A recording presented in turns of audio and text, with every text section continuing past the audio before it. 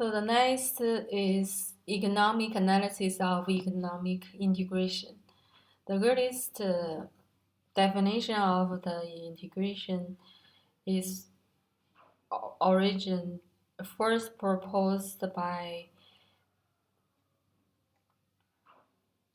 a scholar named Tibergen. Tibergen.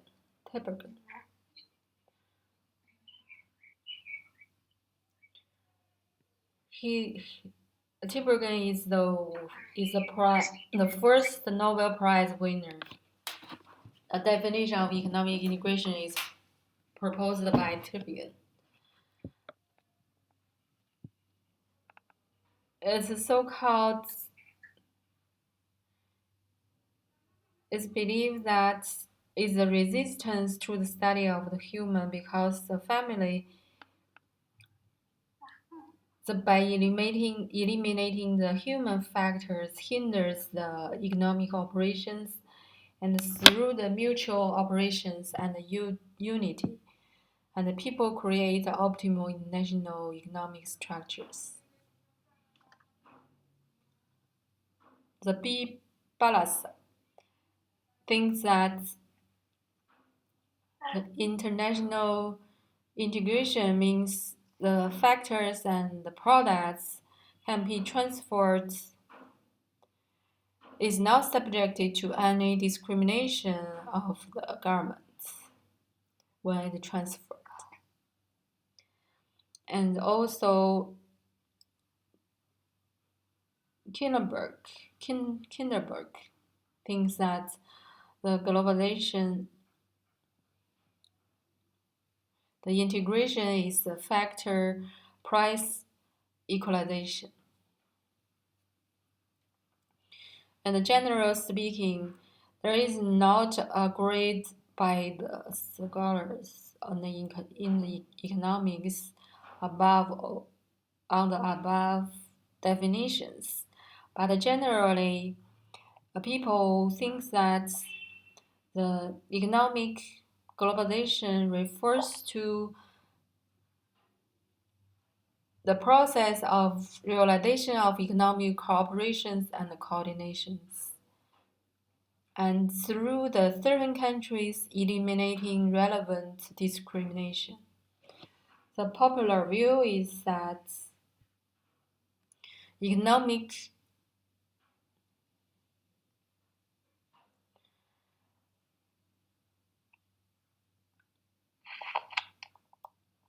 the participating member countries, in order to achieve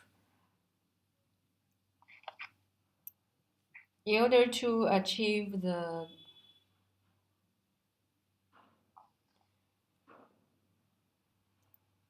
in the process, the participating country transfer parts of their economic power to the integration group for the common economic interests.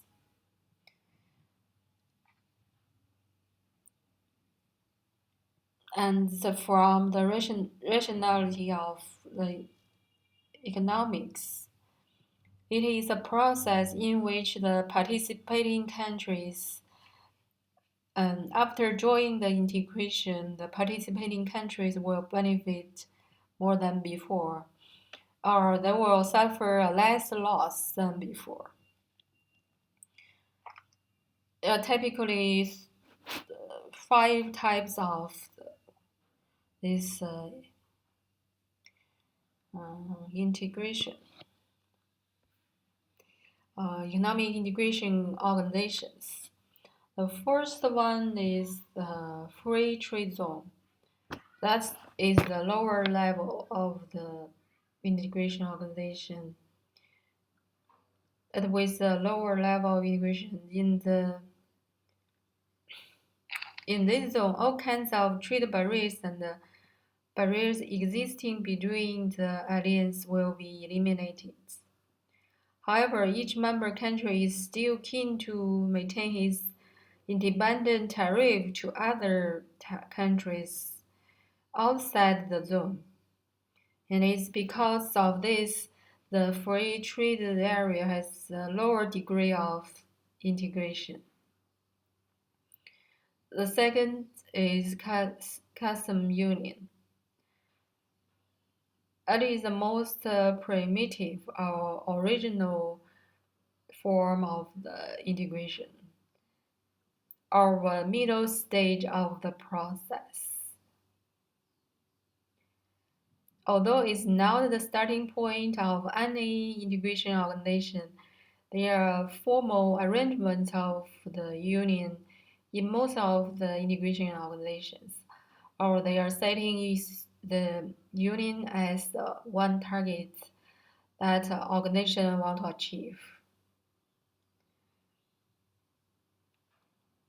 A third one is called common market. It is based on the custom union.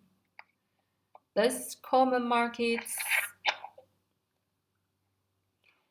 after eliminating the tariffs barriers of the integration organizations members, it requires capital and labor free flow between members, meanwhile gradually establishing unified currency system, especially exchange rate system between the countries.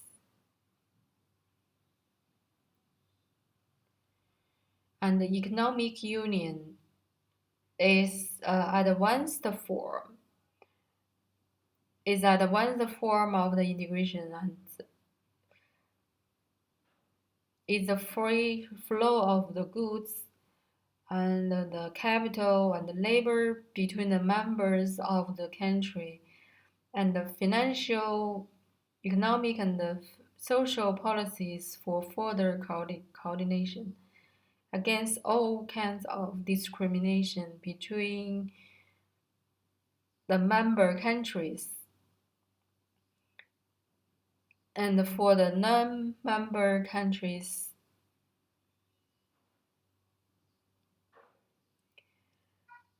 the organization becomes an economic entity, and the affairs among the members are treated as the internal issues.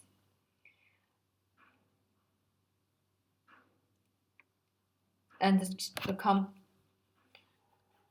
the fifth type is called complete economic integration. It is the highest form of the economic integration, and in addition to the commodities, goods, labor flow freely between the member states.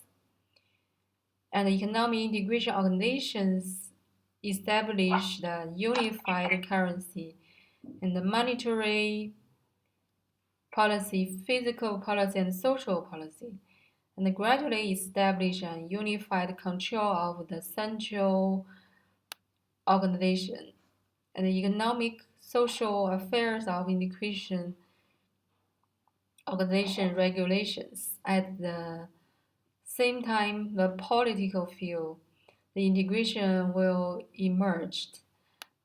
That is, speak with one voice is the common requirement for all member states. And the second is the theory and the practice of the optimal currency area.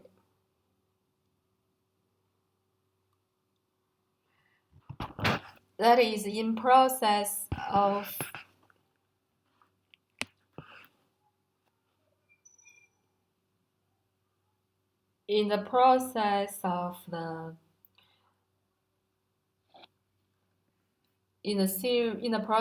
European Union economic integration, the unification of the currency was achieved by the winner of the Nobel Prize in Economics, that is Robert Model, or the so-called father of Euro. He proposed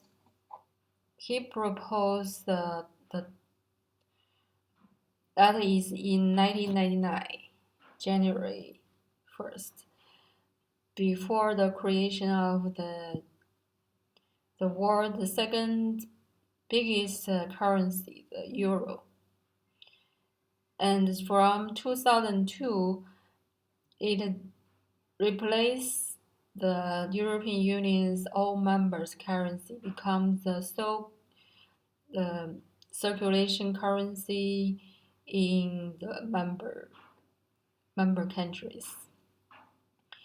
And in 2000, in his speech at the Chinese People University, the model proposed that the dollar, euro, Japanese yen, and the renminbi to be exchanged at a relatively stable exchange rate, which eventually built on the basis of the optimal currency area theory. The optimal currency area theory provides a theoretical basis for the process of monetary integration. And there are several conditions of economic integration. The member countries join the single currency area, and the cost and the benefits of becoming a member of the optimal currency area.